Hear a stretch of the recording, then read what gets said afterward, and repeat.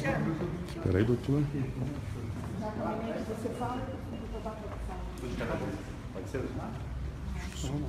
Vou gravar.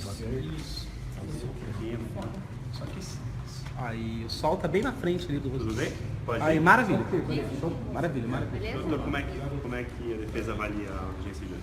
Olha, a audiência de hoje, tal como a audiência da semana passada, o Ministério Público não conseguiu fazer qualquer prova da sua acusação contra o ex-presidente Lula. Nenhuma prova, nenhuma das testemunhas ouvidas soube dizer algo sobre a acusação. Ao contrário, foram perguntadas se tinham alguma prova contra Lula e todas foram unânimes em dizer que não conhecem nenhuma vantagem devida, não conhecem nenhuma propriedade no Guarujá, ou seja, não sabem de nenhum ato ilícito que tenha beneficiado o ex-presidente Lula. Nem mesmo o ex-senador Delcídio? Não, ele não conseguiu, não soube apresentar nenhuma prova mostrando que a delação premiada que ele fez com o Ministério Público está baseada simplesmente em opiniões e ilações. Isso ficou muito claro já na semana passada, quando o Nestor Severo não reconheceu as palavras do próprio Delcídio, e hoje aqui também, quando ele foi confrontado a apresentar provas, ele não soube apresentá-las, não tinha prova alguma de sua delação. Mas por que os depoimentos de hoje saberiam algo a respeito do triplex, especificamente? Não sei, eles foram arrolados pelo Ministério Público Federal como testemunhas da acusação. Então, se a acusação diz respeito à entrega de um apartamento ao ex-presidente Lula, eu pressuponho que a expectativa do Ministério Público era de que essas testemunhas pudessem confirmar a tese acusatória. Mas o que aconteceu foi justamente o contrário. Nenhuma das testemunhas confirmou a tese acusatória. Doutor, houve um momento de maior tensão na audiência, uma discussão entre os advogados? Na verdade, a questão, o que houve, ao nosso ver, foi um desrespeito ao direito de defesa, uma vez que o juízo havia delimitado a ação a 3 contratos firmados entre a OAS e a Petrobras, mas, no curso da audiência, permitiu que o Ministério Público pudesse fazer perguntas absolutamente abertas que extrapolavam esse cenário da acusação. E situações em que claramente houve uma restrição indevida ao direito de defesa. Isso foi expressamente colocado, isso está apontado em ata, todos os momentos em que nós entendemos que houve um prejuízo ao direito de defesa. Que tipo de questões foram abordadas? Eu sei que vão sair os vídeos em breve, a gente não teve, você poderia adiantar mais ou menos o que foi? Na verdade, buscaram querer fazer prova para outros procedimentos, embora o juiz tivesse já restringido o objeto da acusação aos 3 contratos. Aliás, nós havíamos pedido provas periciais justamente para poder demonstrar que nenhuma vantagem indevida oriunda desses contratos foi destinada ao ex-presidente Lula.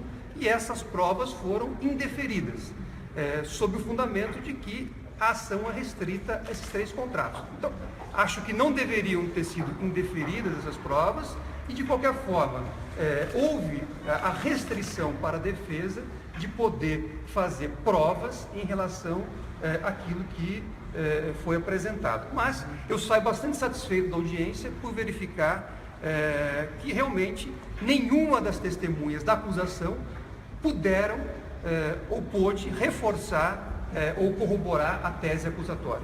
Obrigado, Com o juiz especificamente, quer dizer, a controvérsia que houve com os advogados foi que ele não se limitava a esclarecer as perguntas feitas às testemunhas, mas queria trazer fatos novos que não tinham sido objeto de perguntas ou de depoimentos e, portanto, com isso ele violava o princípio do contraditório e a ampla defesa, porque ele falava em outro lugar e não permitia a defesa, daí voltar a questionar as testemunhas sobre aqueles fatos novos que ele trazia. Então esse foi o grande debate que se instalou.